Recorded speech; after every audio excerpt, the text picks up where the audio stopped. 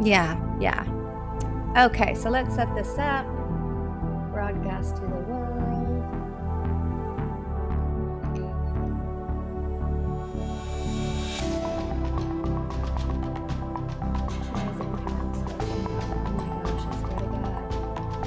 If it's not one thing, it's something else. Let me see if I can. Oh, good God.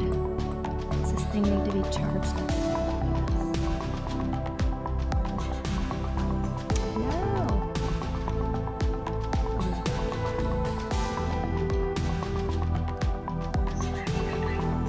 So I'm trying to simulcast, get everything set up. And it's just asking me to log back into everything, and I'm like,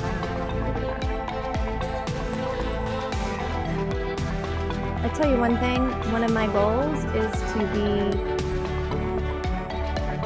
little bit more organized.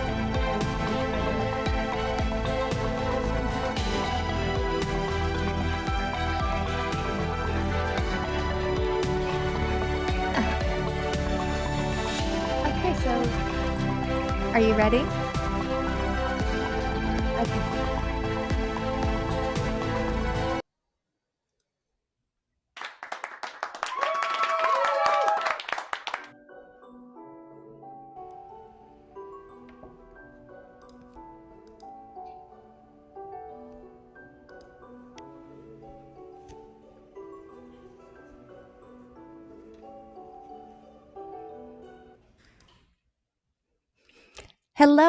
Hello, and welcome to episode 8 of Survivor Strong right here on Fireside.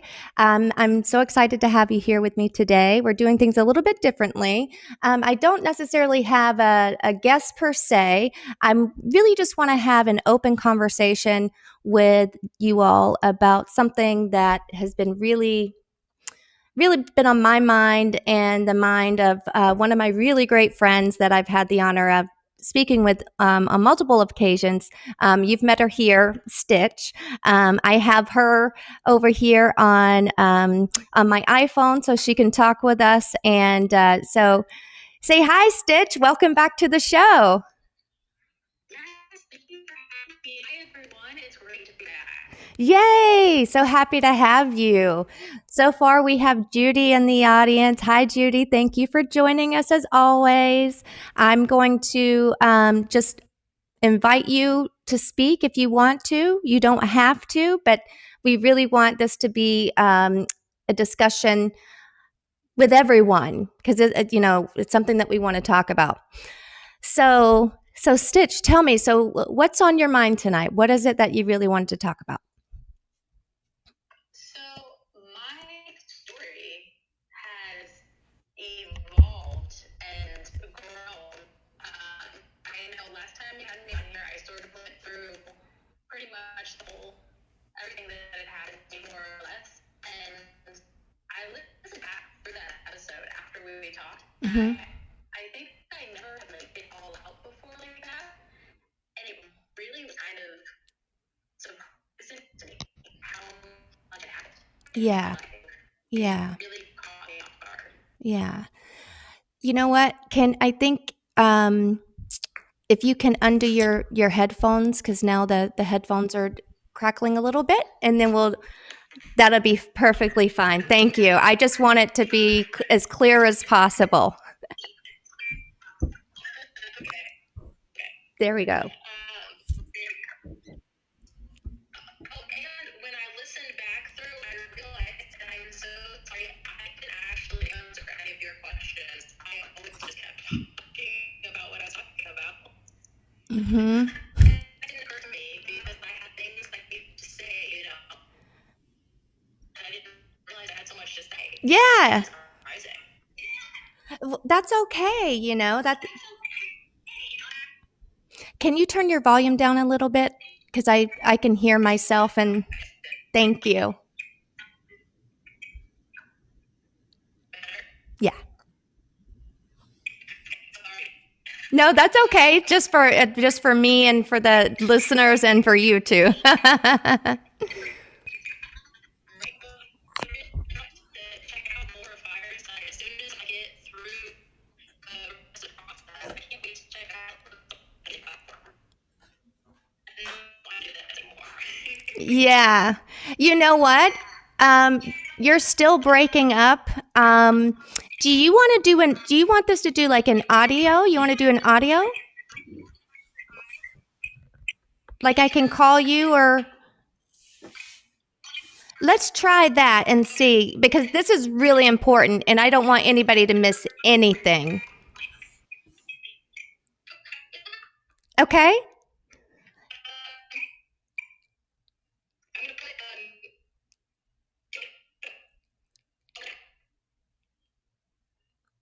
You can like FaceTime call me or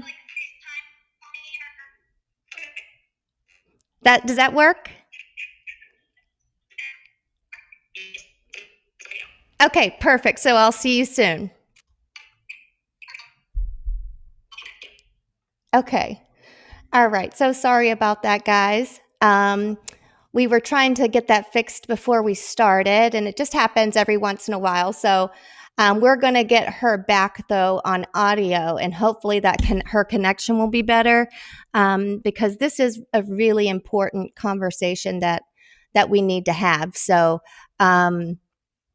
basically, what we're going to be talking about today is how do we essentially out abusers in our families? How do we notify people around us that they're an abuser? And what do we do when someone discloses abuse? How do we respond to that? And I know that Stitch has some um, personal things going on in her life, some real life examples that she wants to talk through that I hope will be helpful to all of you and everyone out there because this really is a crucial part of healing. And it's knowing when to talk, knowing who to talk to, that's very important. So here we go. I think we're going to get.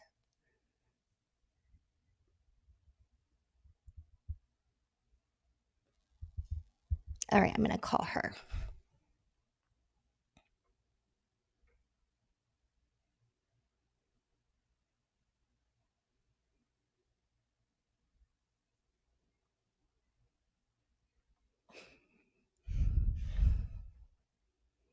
Oh, she may not be ready just yet.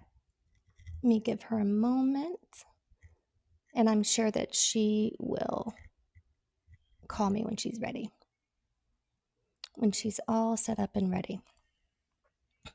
So, so while we wait for her to join, I have experience with this, and I feel strongly about this. When I was, let me think, I was probably, gosh, maybe 19 or 20. Oh, let's see. What's Stitch saying?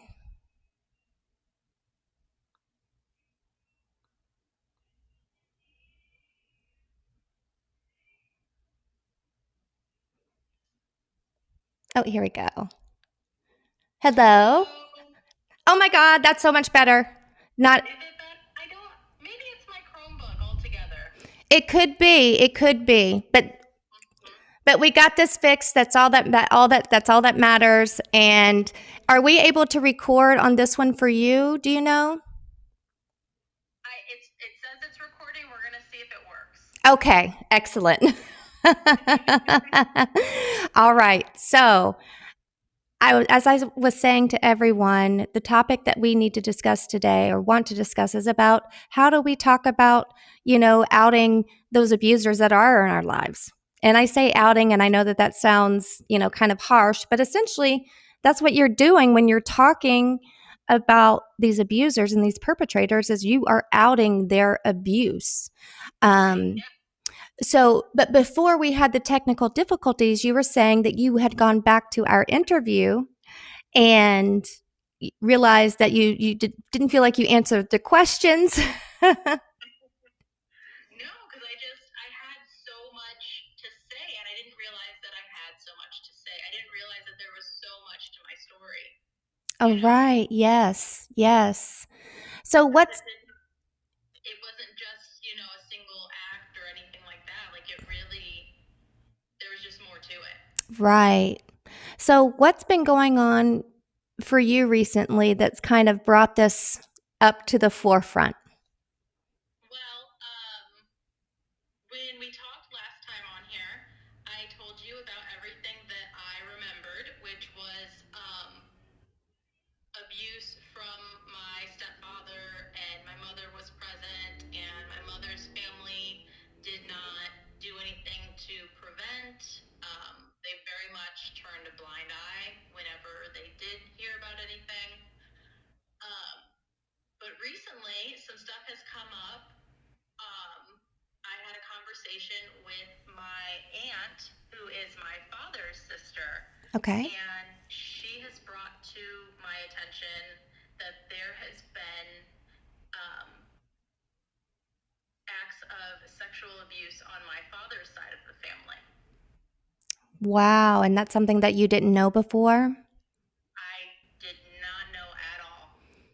Wow. You see the history, the cycles. Oh my And gosh. we don't know if my father knows anything. I haven't discussed it with him.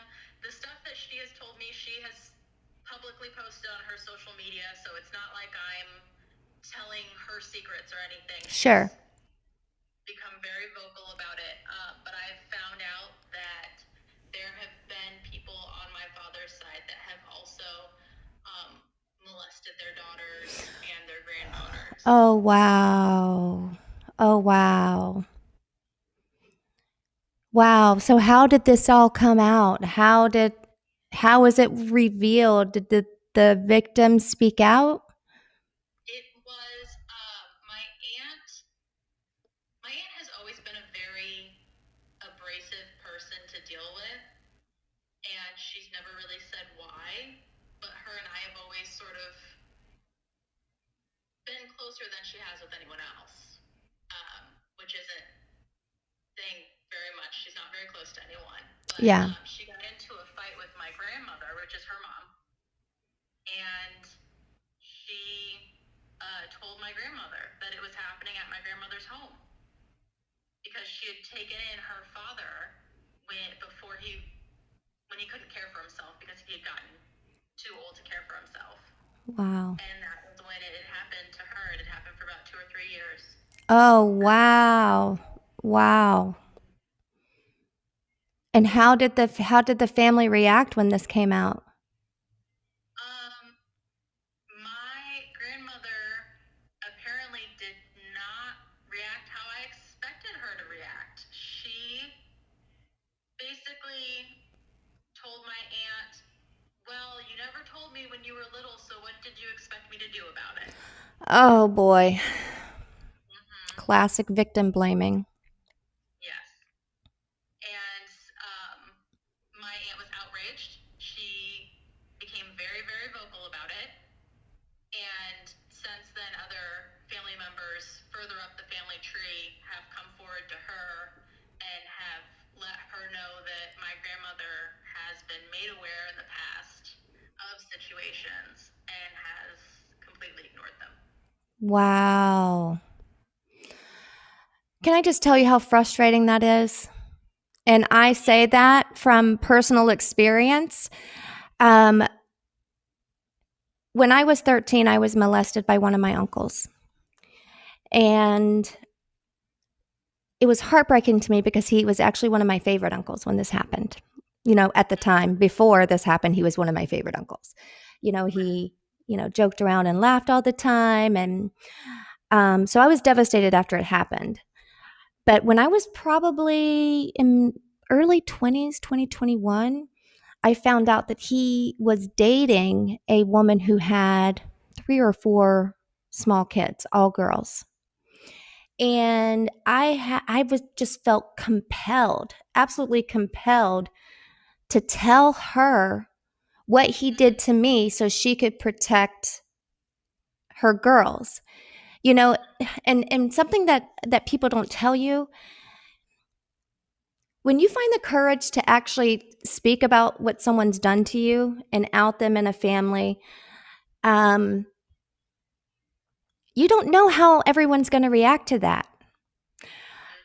At the time, I was like, oh, I'm definitely going to just tell her and I'm going to save those girls and I'm going to make sure that she never does anything. And this is how the conversation went. And I remember it like it was yesterday because it's just like seared into my brain. So I sat on the porch and I was there for Thanksgiving or something, and and I said to her, I wanted to tell you that I want to tell you about something that happened to me, and I'm only telling you this because want you to protect your own children. And if you don't know, then there's nothing you can do. But if you know, at least. So anyway, so I go on to say that, he molested me and at 13, and that she should really keep an eye on her girls. And what really shocked me was that after about a 2 or 3 second pause, so nonchalantly, in the most nonchalant way possible, shrugs her shoulders and says, well, yeah, they already told me that he tried something, so we just put locks on the inside of their doors so he can't get in. So he's okay. I was furious, right? So here's one thing about outing a perpetrator or a predator.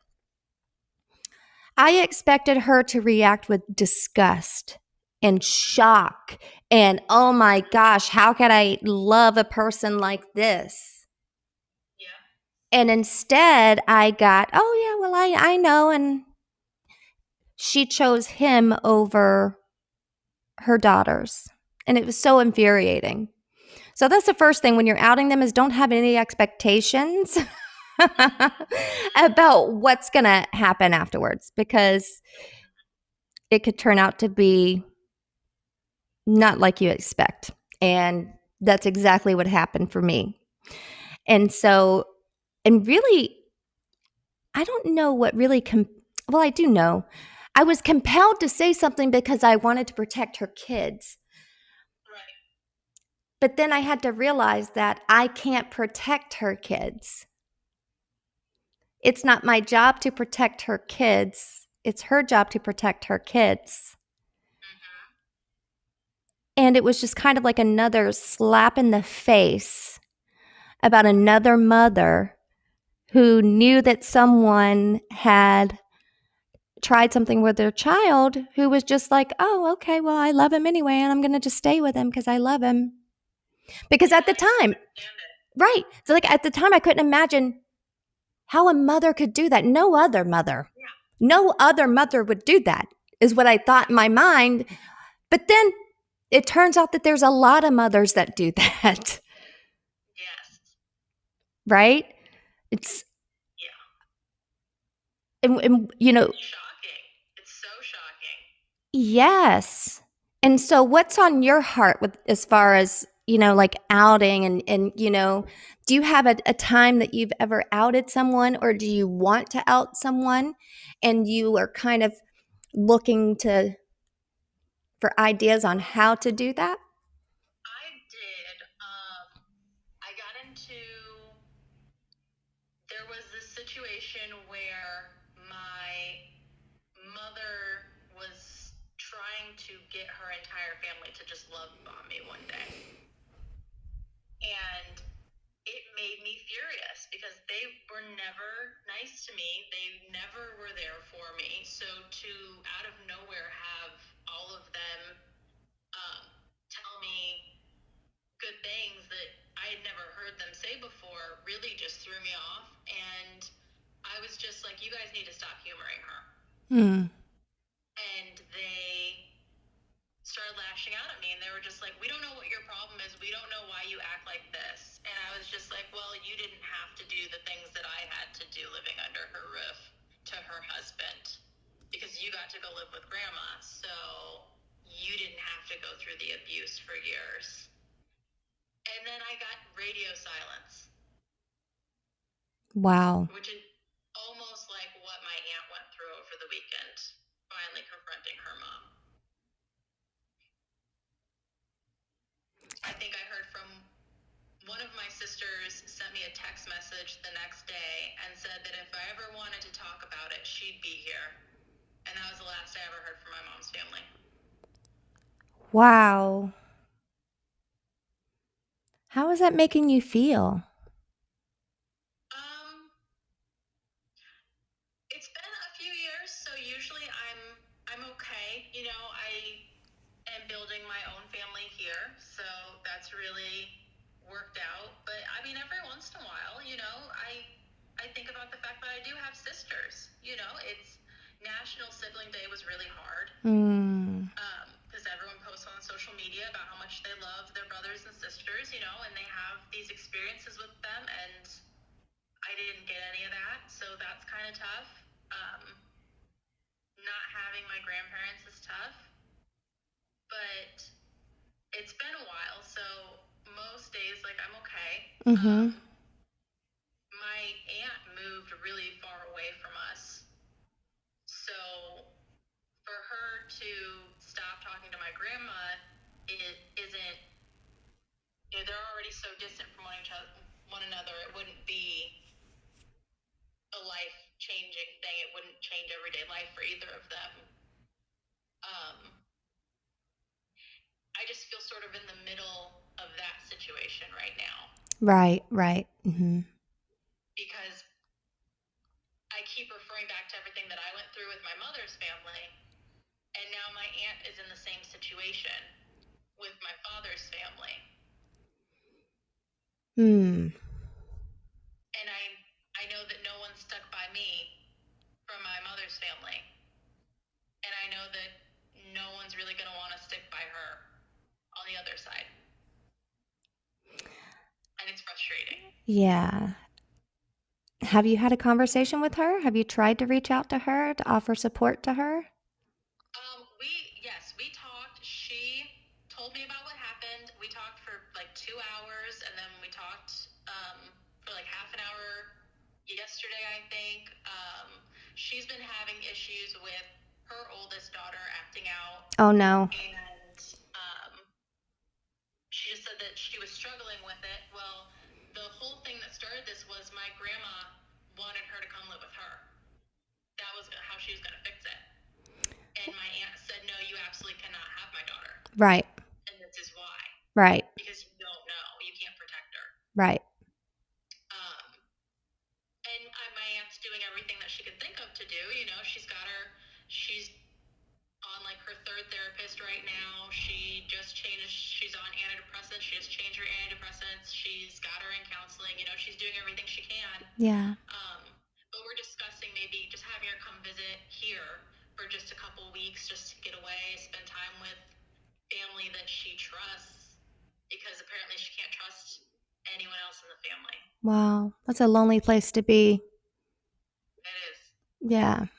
I know I can relate to that, and I know that Judy can relate to that as well. And I'm sure Paul can too. Hi, Paul. Thank you for joining us.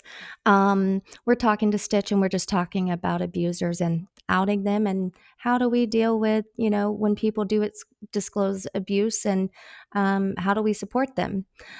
So I think that that's wonderful what you're doing. You reached out to her, you're offering that support system, which is so crucial, as and I'm glad that she's doing the work to heal and get the help that she needs to, so I'm very proud of her for that, because that's the first step, right? I mean, until we can, get help, we don't really start to heal.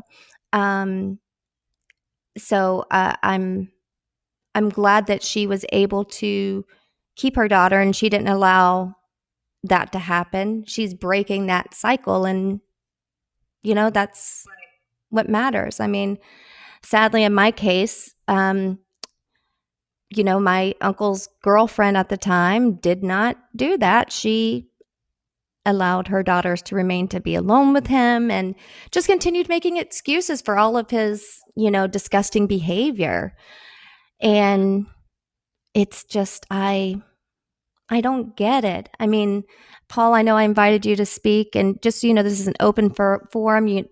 Talk where everybody's in on this conversation. I want to know about your trauma and the experience that you've had when you may have outed someone or disclosed abuse to anyone, and how that was handled for you. Um, yeah, that's crazy. It is, and it's changing a lot of my own perspective because my grandmother was the last good woman in my family to me. Yeah. Mm-hmm. And now to know how she's responded to her own daughter Mm-hmm. it's been keeping me up the last couple nights, just processing it and Yeah. accepting it. Yeah. No, I completely understand. Um, what is it that you feel like you're having the most difficult time with in processing it? What is it that you're struggling the most with, do you think? Um, well, it's two things actually right now. The first thing is just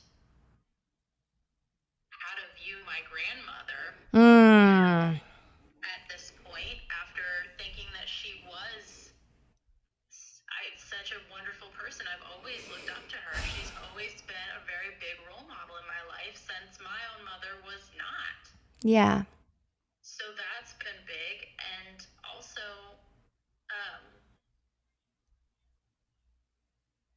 my aunt asked me if anything had ever happened with my grandmother's father because I was really little when he Yes. lived with my grandmother. And I don't remember Mm. because, like I told you, I have very few memories from when I Right. was little. Right. So I had no answer for her. Right. And I remember he kind of gave me the creeps. He made me feel uncomfortable. You got that But I don't vibe. Yeah. remember. I Yeah. don't remember if anything actually happened. I can so relate to that too. Oh my gosh, I have so many. I mean, I'm not going to go into details because I didn't even write about this in my book. Um, I'll just say this, that there is a shadowy figure in my past that abused me, and I don't know if it was someone that I loved very much or if it was a complete stranger. So Mm-hmm. Mm-hmm. I get that not knowing. But going back to what you said about how to view your grandma, I mean, really, again, I can relate to that because when I disclosed the abuse that happened by my uncle from my grandma, she very much minimized it because that was her way. That was just how they handled things Right. at the time.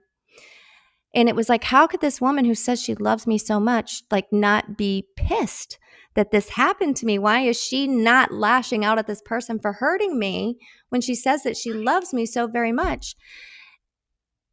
And let me tell you, so let's see, I'm trying to think when I disclosed to her, it must have been, the thing is, I don't even know how old I was, maybe like 18, 19.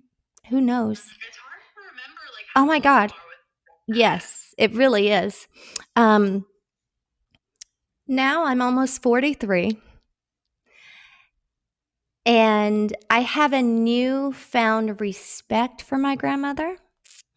Um, we've actually had the opportunity to spend some time together, and I've kind of have a better understanding of her. Um, she was abused, and it was swept under the rug, so she was only repeating that cycle. Right, right. Which is what I feel like might be happening with my grandmother Yeah, because that's her father. yeah. So And who's to say he didn't abuse her? He who's to abused her say? sisters. Right. And And so, she was the oldest, so maybe she just never did anything. right. Because she was the only one for a while until the sisters came along. Exactly. I mean, it makes perfect sense. And at this stage of life, I can imagine, I know, talking to my grandma, they're very much about, well, why even bring it up now? It doesn't matter. It's in the, they're very much in the past is in the past mindset. Um, so what I had to do was I had to deal with the anger that I had about that. Right. I was angry, and I had to process that anger. And then once I processed the anger, I was able to have a conversation with her and really learn more about her, because I had never done that before. What is her past? And where I am now is, as I've said before, we can't change the past. We can only move forward. I've come to accept my grandma for her flaws and the mistakes that she's made, knowing that that doesn't mean that she loves me any less. And that's what I want you to hear. That doesn't mean that your grandmother loves you any less or your aunt any less. It's just, that's just how she processed things, was probably by sweeping it under the rug. So you have to come to a level of acceptance of who she is, where she is, and really making a decision whether or not you want to continue being a part of her life, knowing what you know. I mean, that's really a decision that you have to make. It's a decision.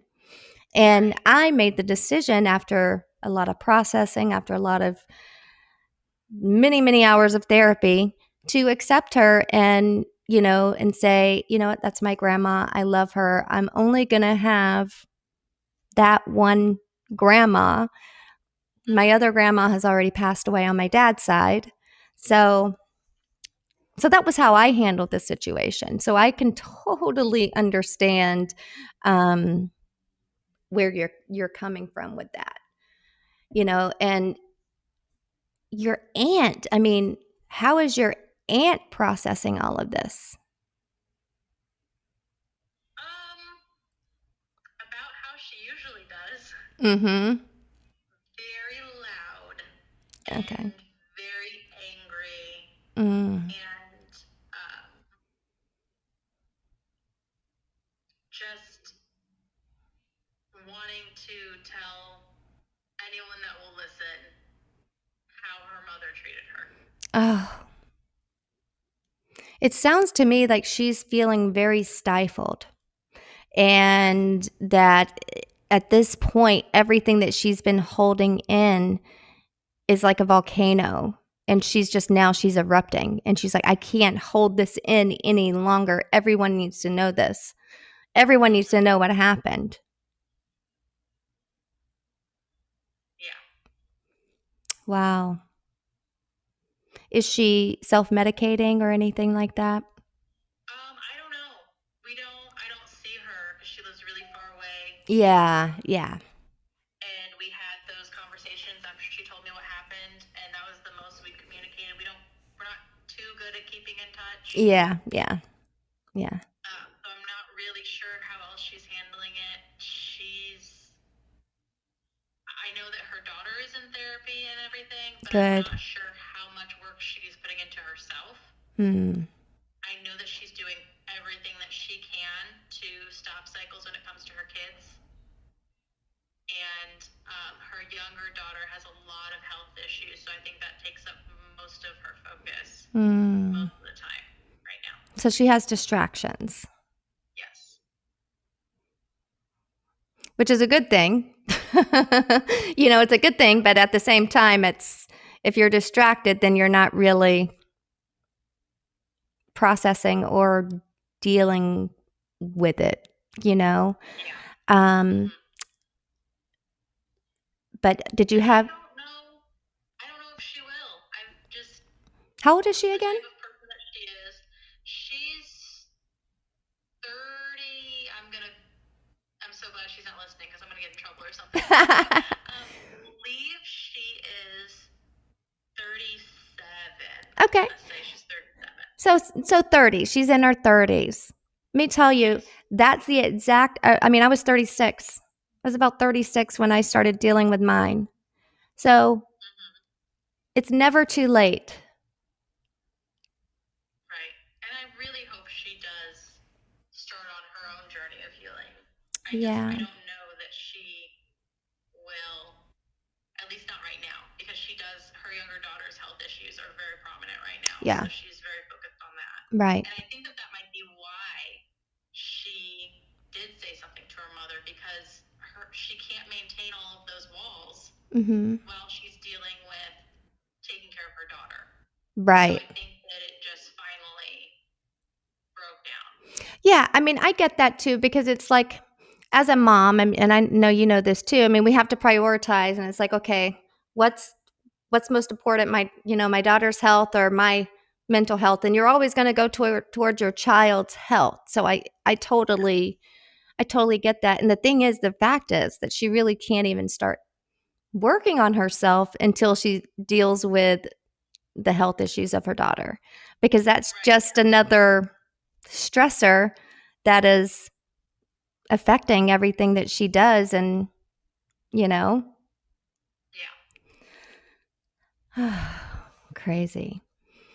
Did you have any specific questions for me about that? I know I've been doing most of the talking. I'm sorry. I've just been, la, la, la, la, la. No, I sort of wanted to get that off my chest and discuss our own experiences. And then I was thinking we could maybe segue into just talking about how to react, because we've talked about how people have reacted to us, Mm-hmm.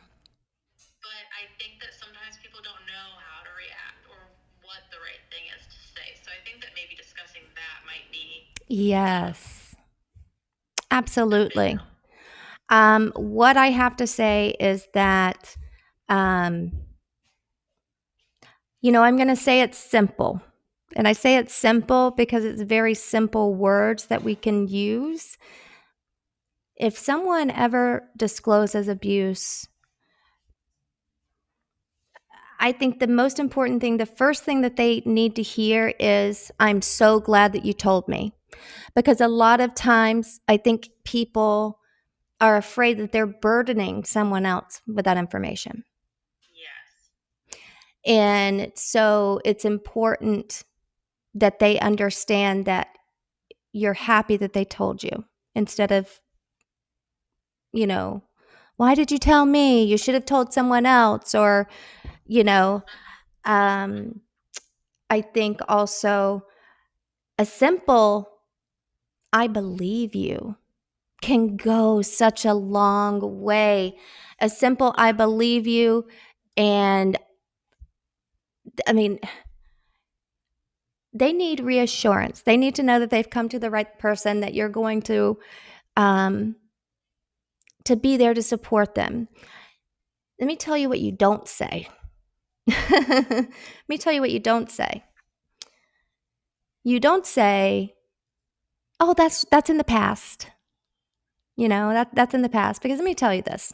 I was thinking about this the other day. I had this conversation with someone. Telling a survivor that their trauma is in the past is like telling a gunshot victim that, you know, they weren't really shot because they were shot in the past. Well, that victim knows, well, what the hell are you talking about? I've got this scar here. The scar is going to be there forever, whether they were shot 20 years ago or 50 years ago. And abuse is the same way. People have to understand that that trauma is a scar on the soul of the survivor, and it stays with them Mm-hmm. forever. And it's It might never not even be a scar yet. It might still be an open wound. It might still be exactly. festering, infected. Yes. So true. So it's, I just lost my train of thought. You know how I do that? And my mind just went blank.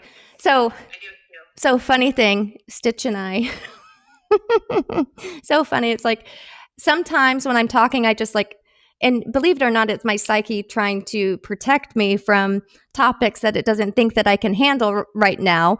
But in fact, I want to push through it because Yeah. it's important. So when that happens, just know that it's my brain just kind of like putting me on pause for a second. And Stitch always knows. So whenever I do that, she always knows to jump in and start talking. So, Well, it happens to me too. I did it. My last episode was just me talking about, I was just talking over some ideas about diagnoses and self-diagnosing and things on my last episode. And at one point, I just stopped. yeah.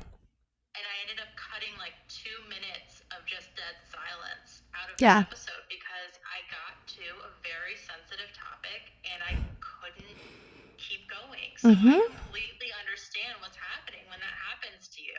Yep. It's just like our brains don't want to. We don't want to go there. That's not a happy That's place. right. And and I think the reason that it's affecting me is because that's exactly what was told. That's been told to me my whole life. The past is in the past, you see. And so it's like me, I'm kind of experiencing those feelings as I'm telling you that. So so let me see if I can get back. So we don't say the past is in the past. We don't say, oh, you'll just get over it. You don't say, um, well, why did you go over there? Or why, nothing like that. But to go back to what you were saying is that, that it could still be like an open wound that someone is still healing and dealing with. But people need to understand that these wounds stay with survivors their entire life. Yes. They the thing is, when people say the past is in the past, the reason that is so insanely inaccurate is because the past is very much the present in the minds of survivors and people who are trying to heal from that trauma. It is not in the past. It's in every nightmare, it's in every panic attack, it's in every anxiety thing that you have going on, it's in every time you self sabotage, every decision you make as an adult Mm-hmm.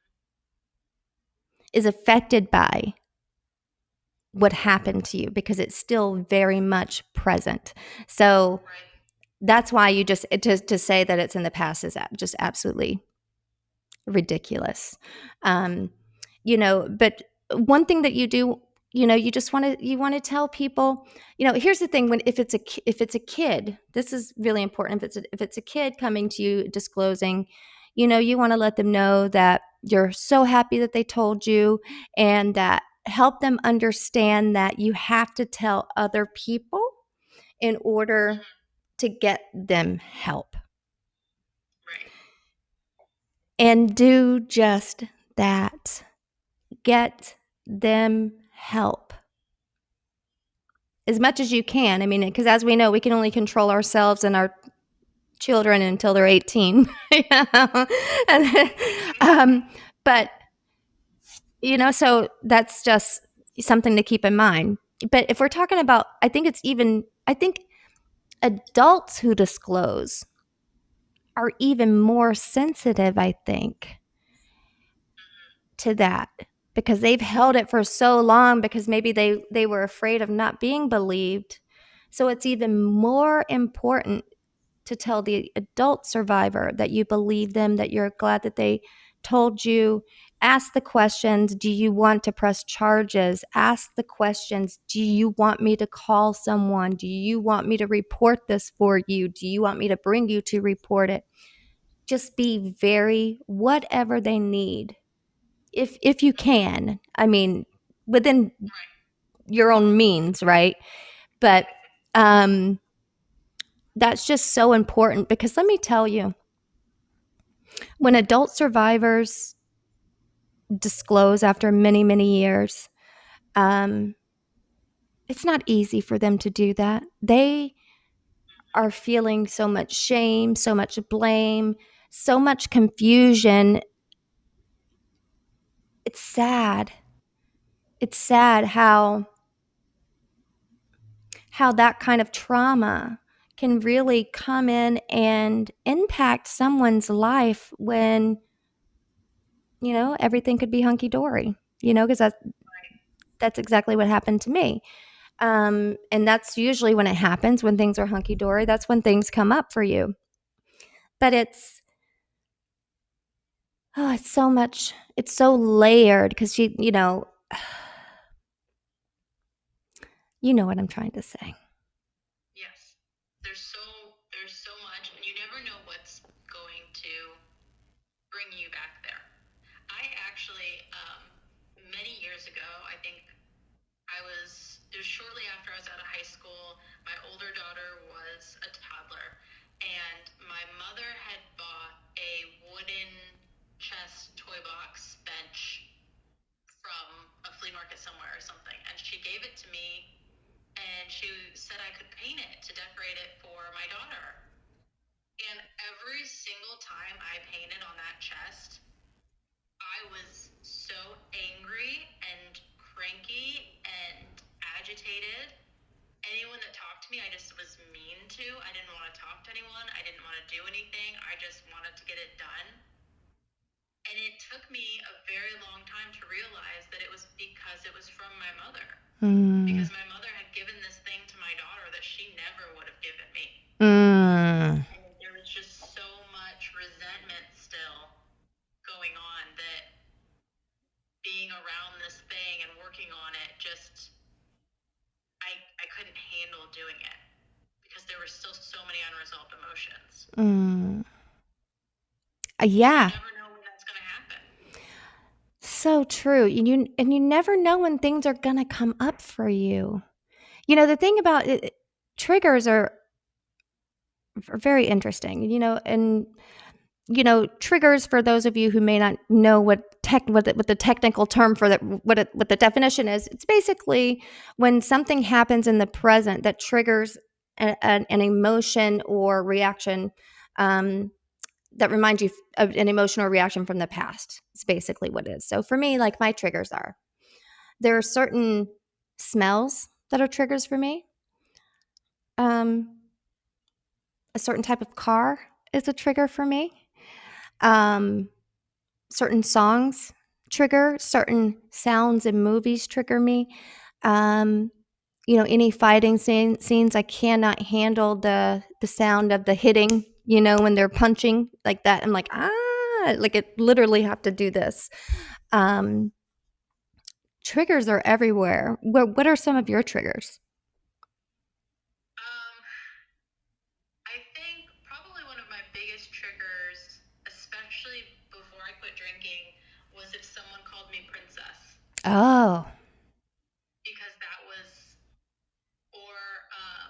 one of the main nicknames that my stepdad would call me. Oh. And what else did he call me? He called me Presh, like Precious Presh. Oh my God. All the time. So anytime that I get any of those names called, or if my children get called princess, I lose my mind. Yeah. And I no longer want to hear anything coming out of that person's mouth. I'm done with that person. Yeah. Yep. Yeah. How about you, Judy? What are some of your triggers? This is a good time for you to jump in if you want to jump in and share. If not, that's fine too. But talking about triggers, what are some of yours? No, hi Yvonne, hi Stitch, Hi. hello everybody. I I have a lot, and sometimes I don't even know what they're going to be when they happen. Does that make sense? Yes. Like, Makes perfect sense. yeah, and they just take me back. Like a song will take me back. Like you said, a scent will take me back. Mm-hmm. I can't stand it when I even hear about not just the sound, but when I hear somebody or hear like on the news or whatever about abusing a child, I go crazy. Mm-hmm.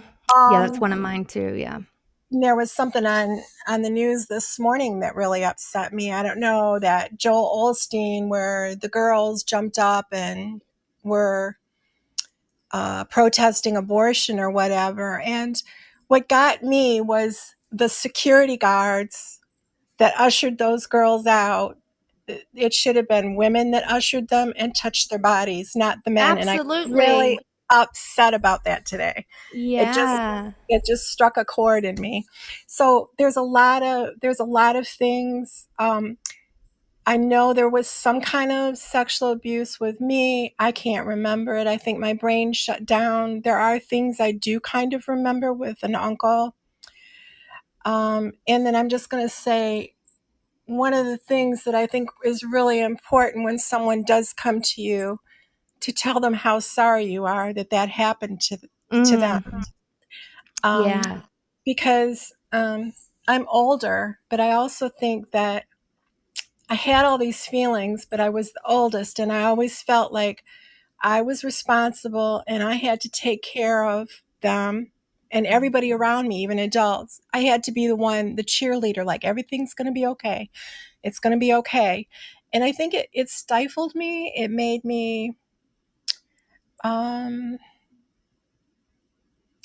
I don't want to say, it held me back. It Mm, held me back so that I wanted to acknowledge it and I did try, but like the people didn't want to acknowledge it back. They didn't want to come back. Like one time I had a memory about my dad and I told it to my younger sister and she got all upset. So, okay, that's fine. So I didn't want that chaos, that upset between her and me. So I just kept my mouth shut and I just kept, I moved on. Well, now it's 10, 20 years later and I'm back there again. You know what I'm right. saying? Because you don't really move on. No, You you don't think move that on. you're moving on, but you don't. It's still there, very much there. It is there, even when Right? you don't want it to be there. But, you know, but it held me back. And so even though like when I was like in my 30s, like you girls, yeah, it came up and I wanted to talk about it, but there, like I said, it just upset people. So I just wouldn't bring it up because I felt like I was supposed to, again, make everything right and be okay. But the more I did that, the more angry I was getting because I wasn't being acknowledged. Does that Right. make sense? It absolutely makes sense. And it's very similar, to kind of your situation that you were talking about with your aunt. It's, you know, now we know that siblings can have very different experiences, right? We know that just because one person had an experience doesn't mean that the other sibling does. But I think that a lot of people are really so worried about what those siblings think that it really holds them back. And I think, like Judy was saying, that um, um, here we go again.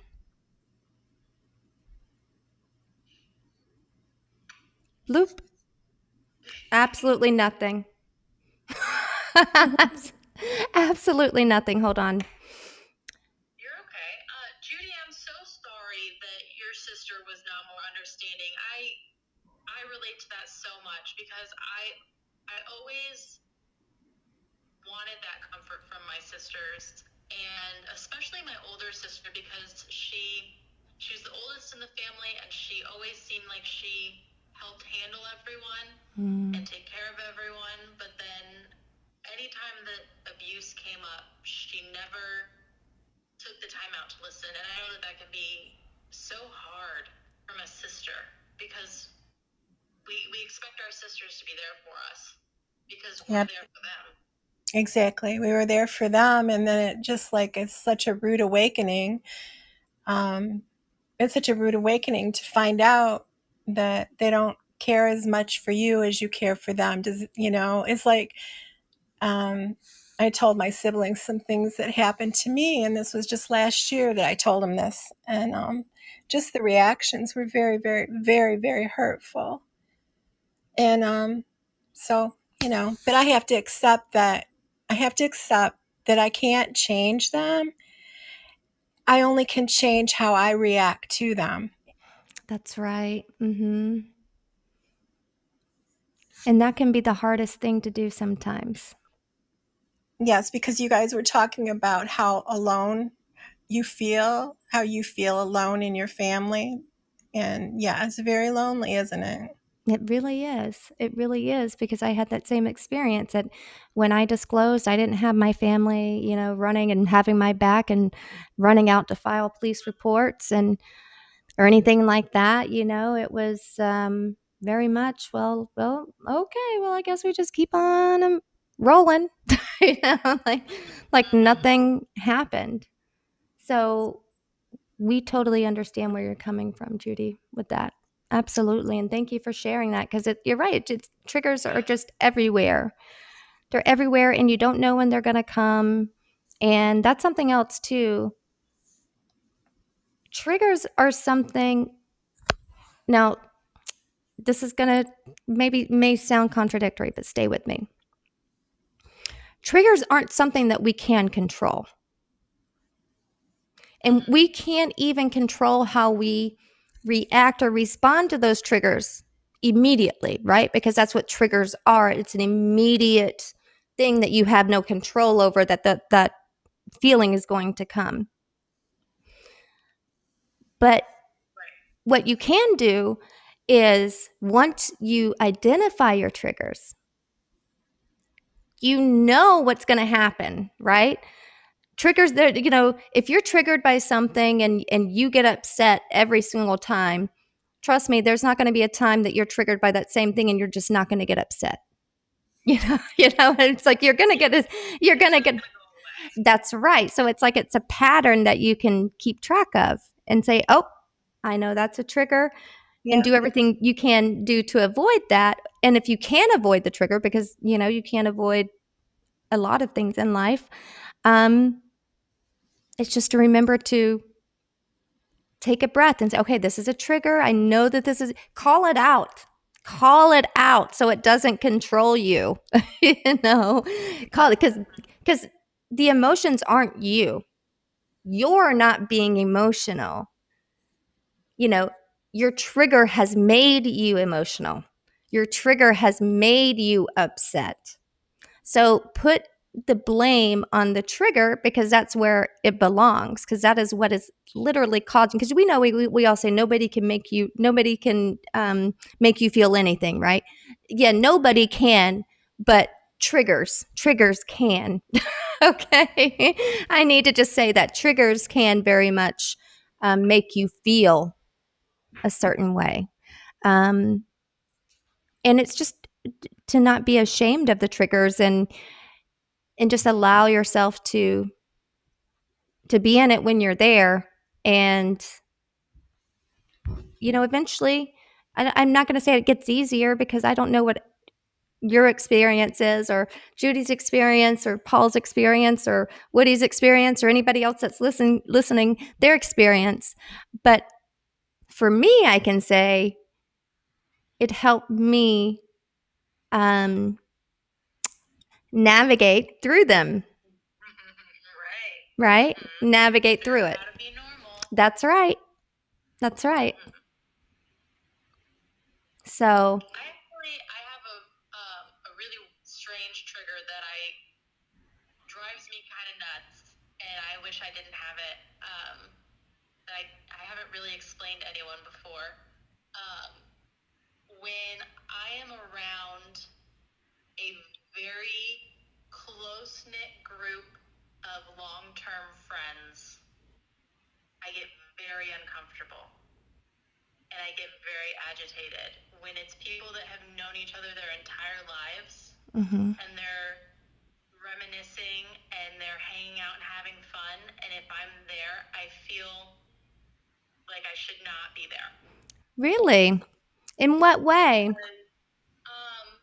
Well, I had my own small group of friends when I was younger, and I spent a lot of time with them, and we were really close. And we had a sixth grade dance, and it was like the last thing I was going to get to do with these friends before I moved away, because like I told you, my mother decided she wanted to go live with my abuser again, and I would have to be uprooted again. And these are people that I knew my entire lives, and I had asked my mom if we could have a sleepover, just one last sleepover after the dance. Could we just, because it was right across the street from the school, could we just walk over and just spend the night one last time? And I think I had planned on telling them some stuff so that they knew why I was leaving and where I was going, and I wanted to make sure that those relationships lasted. And she said no, because my abuser was staying that weekend. Oh my God. And I I argued with her and I said, no. I said, every weekend he comes to town and I have to stay at grandma's. Every weekend you do this to me. I want this one night, Mom. Give me this one night. Mm-hmm. And I didn't take no for an answer. And I had my friends on the porch with their overnight bags. And she stood at the door and she said, no, I told you this isn't happening. And I Wow. looked at her and I was crying and my fists were clenched. And I remember looking her in the eyes and saying, this is the thing, Mom. I said, this right here is the thing I will not forgive you for. This moment right here. Because my friends didn't know why they weren't allowed to enter my house. Right. I had to just tell them, sorry, I guess you can't spend the night. Wow. And because of not being able to have that group of close friends my entire life since my childhood, I've always just sort of not been able to be around those types of groups of people. It's always something that has really stuck in me. Yeah, that's weird. It's like, so when you were a kid, you had the group of people that you wanted to sleep over with, but you couldn't. And now as an adult, when you're with those same people or similar people, it's like you feel like, oh, you're not supposed to be there. You're like, you're not supposed to be with them. Like you're doing something wrong by being with them. Is that how it feels? I just don't belong in that group, and I shouldn't be there because I'm not supposed to. Yeah. Wow. Wow. That's so sad. I'm so sorry. I'm sorry. It's frustrating. It's hard to deal with. Yeah, I understand. Um, But, for Fireside, for this, I want to just go back over here and I want to thank Judy for joining us today and offering your thoughts as you always do. I want to thank Paul and Allison and Woody and all the others that jumped in and joined the conversation, or at least listened in, that is. This has been episode 8 of Survivor Strong. I want to thank Stitch for having the idea to have this open discussion to talk about these things that's been happening for her. And we will be taking a break next week. So we will not be here next Wednesday, but we will be back the following Wednesday, which I have to look and see what that date is because I think it's the 22nd. I will have a guest on the show with me. I'll have Susie Canny from Child Help, which I'm very excited about. So with that said, I want to thank you again for being here and, remind you that we are all in this together. You've got this, and you have a great night. Until next time. Thank you for joining me.